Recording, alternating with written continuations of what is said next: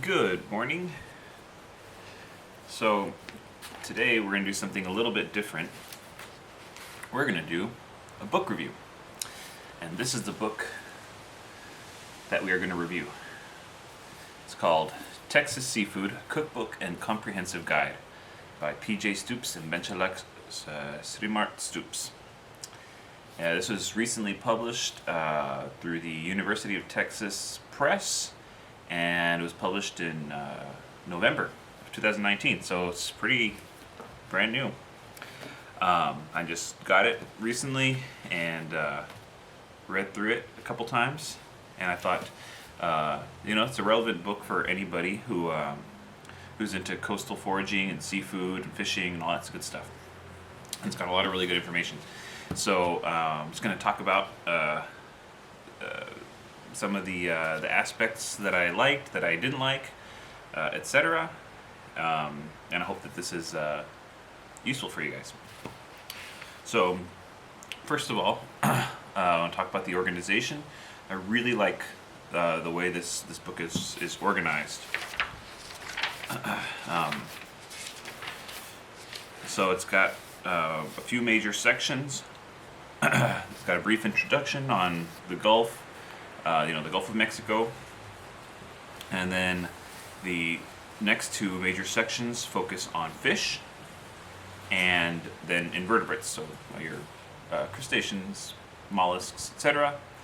And then there's another section on buying, selecting fish, processing it, storing it, etc. And then the last section is our recipes. Okay, so it's got a few recipes in here. And so overall, I think this book is really well organized. I really like how the fish are grouped. So it's kind of a hybrid. It's not where they group it by different classes of fish. So for example, here we've got in the third section of the fish, we've got croakers and grunts, and then after that, jacks. The sixth section is snappers and groupers, etc. But there are some fish that you can't practically group together because they might only have one or two representatives in that group. So then they choose to group them by environment. So the first section in the fish is called the inshore mixed bag. So pretty much, it's just what it sounds like. Then there's another section, great and small pelagic fish, offshore reef, rubble, and rockfish, etc. And so that's pretty cool, I think it actually works really well, and the way they approached the challenge of organizing a book like this works out really well. So that's really cool. As far as content, I think the content is great.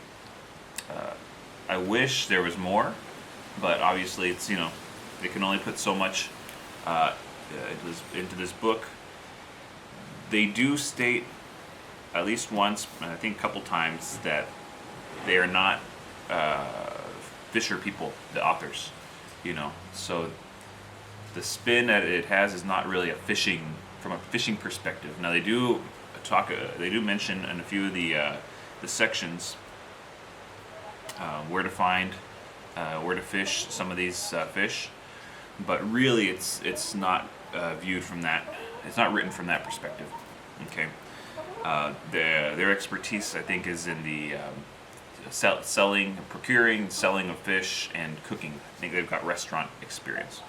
So if you get this book, hoping for really in-depth guide on where to catch all sorts of different fish and seafood, you might be a little bit disappointed, but there is some really good information in here. There's some stuff in here that, because a lot of your YouTube videos and stuff like that are going to focus on your game fish, your redfish, your drum, your trout, and all that stuff.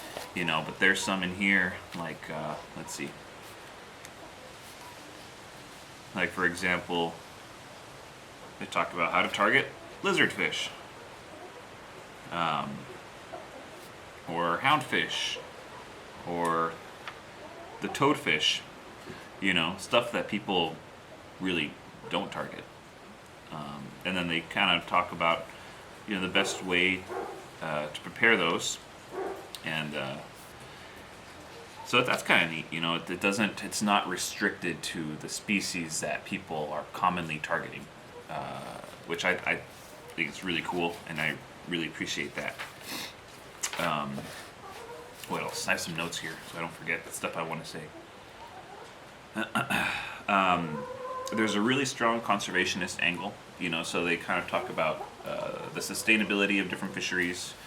So for example, in the shark section, they hit pretty heavily on the fact that you really shouldn't be eating sharks since it's not really a very sustainable fishery, but they do provide some information on where to obtain, how to catch, how to prepare, etc. And I really like that. They talk about the sustainability and quality in terms of they don't always say that, for example, U.S. Gulf crab is the best. I think they have a really honest, down to earth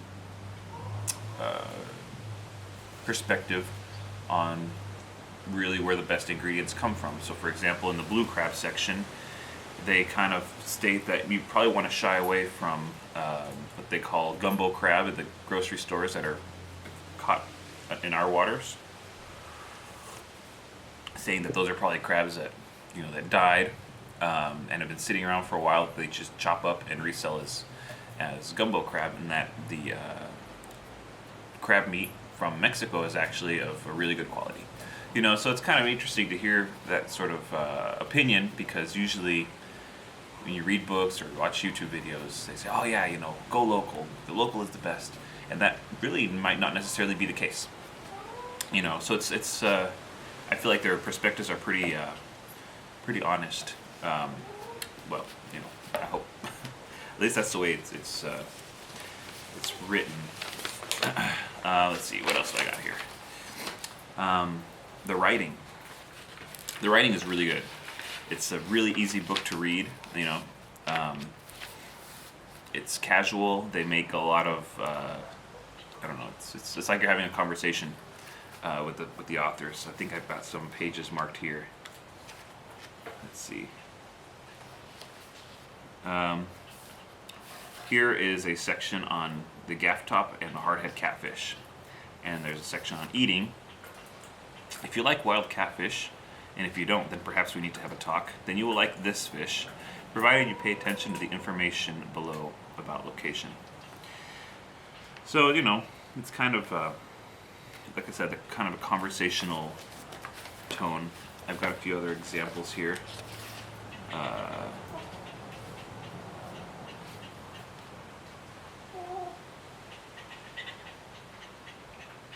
Okay, on the eating of mushroom and cannonball jellyfish. Do not go and grab a jellyfish and start eating it. We catalog these creatures because we live here, they live here, and their cousins are eaten elsewhere. We've only prepared cannonball jellyfish once, and the process involved dissuaded us from trying it again. At best, it was jellyfish, which is to say it had an almost pleasant texture and nothing else. So, that's interesting. And one more example, just because. So they include actually an alligator here. And under the description, they say, if you don't know what an alligator looks like and are confronted by one someday, we trust that will not stop you from reacting appropriately. So, it's really informative and has some really good information, but at the same time, it's kind of playful. So the next thing I want to talk about were the figures, illustrations. So this is an illustrated book. There are no photographs. And the illustrations are actually really cool. I think the illustrator, did a really good job of distinguishing fish that look pretty similar, and he did a good job distinguishing them. Some of them are pretty tough. For example, here, this is the snapper section. It's a lot of the snappers, the body shape and all that is really similar. So I think he did a a really good job distinguishing those. Trying to think of another example. The tunas, a lot of the tunas look pretty similar. The jacks, a lot of jacks look pretty similar. And these are monochromatic, so they're all in green, which honestly, if I had to say something I didn't like about this book is the fact that the illustrations are in green. For some reason that kind of bothers me a little bit, but the illustrations are really cool, and I think they're really well done. You know, simple but with enough detail so that you can, I think you could actually use this almost use this as an identification guide. So really neat. Let's see. It would have been nice to have some color, like I said, especially in certain species where color is important. Like I said, especially with the snappers. A lot of the snappers' body shape looks very similar, and some of the really main distinguishing features are the colors. One other comment I have on the figures. So the only figures that are in here are in the section regarding fish and invertebrates. So they go along with the description. But as far as like the processing and stuff like that, there are no figures, and they give a few descriptions on, for example, how to gill or collar a fish, and that's something I don't know how to do. And it'd be really neat if they had some sort of illustration to kind of accompany that description. Now, I imagine that might be something difficult to illustrate, but still, I think that would have been kind of neat to include illustrations in some of the more instructional parts of this book. Sorry about that. My camera decided to stop recording. So let me talk about the recipe section. I really like the recipe section. It's got a few recipes. It's not too many recipes, not an overwhelming amount. I think you can tell they put a lot of thought into recipe selection, which I really appreciate. The recipes are really well written. They give a little bit of background, all sorts of stuff, and it's divided into a few sections. So it's divided into whole fish, cut fish. Let's see. Let me go to the table of contents. Whole fish, cut fish, crustaceans, bivalves, gastropods, cephalopods, preserving the catch, and bits and pieces. I don't know. I have a lot of cookbooks, and sometimes usually what I look for in a cookbook is simplicity. I don't want a cookbook that's got 2,000 recipes and no images. I mean, no pictures or anything like that. I want a nice, well thought out cookbook that has where I feel confident that the recipes that are in there are going to be good. And that can serve as inspiration for my cooking. Not necessarily have to be followed verbatim. And that's how I feel about these recipes. So yeah, it's actually really cool, and like I said, they're really well written. There's one recipe here that I really like. It's called appropriately cooked whiting, and for example, in the ingredients section, the very last ingredient says 1 beach with a suitable sea and a spot to set up camp. So just to give you an idea of how these recipes are written. Most of them are pretty accessible. You can tell, I think most of them are recipes that they probably do themselves at home. Now, some of them are really chef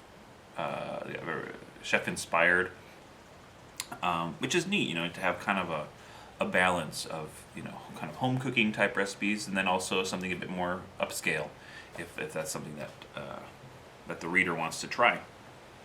But I really like that most of these recipes are pretty accessible. I think if you like cooking, especially if you like Thai or Asian style cooking, and you have a well-stocked pantry, most of these are really accessible, with the exception of having to go out and get the fish or seafood, the main component. A lot of these things, for example, I think I'd be able to do most of these except for like I said, the really chefy ones. One section that's in here that I really like, that I'm really excited about, is called Preserving the Catch, and this focuses on smoking, salting, pickling, preserving, fermenting, which are all things that I'm a huge fan of, and I do myself. And so there, for example, there's a recipe in here for gravlax,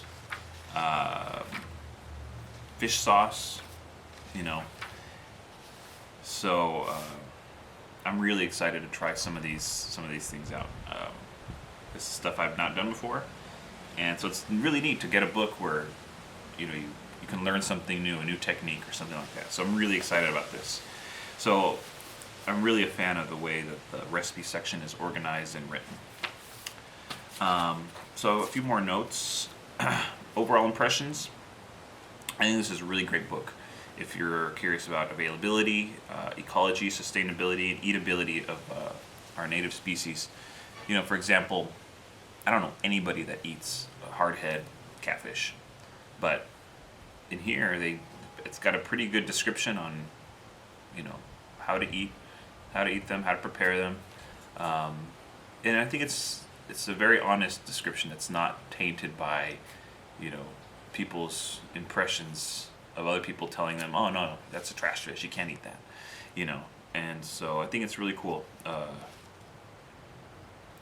and it's neat, it's refreshing to read something outside of trout, redfish, drum, and flounder, all of which are awesome fish, but it's neat to read something outside of those big four.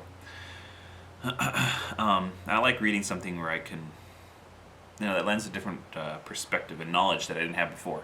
These guys the authors have obviously a lot of experience in purchasing, dealing with fish, and so they have an in-depth knowledge of the way the fisheries are. Something which I really have no idea, and so it's neat to read something like that, and not just more of the same.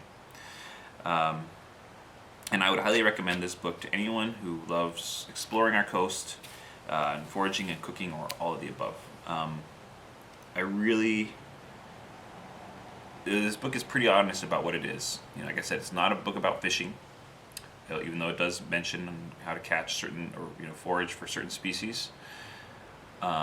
It's not exactly a cookbook either, although it does have a recipe section. It's a little bit of everything, So if you're looking for just a cookbook, you'll be disappointed. If you're looking for a book about fishing, you're going to be disappointed.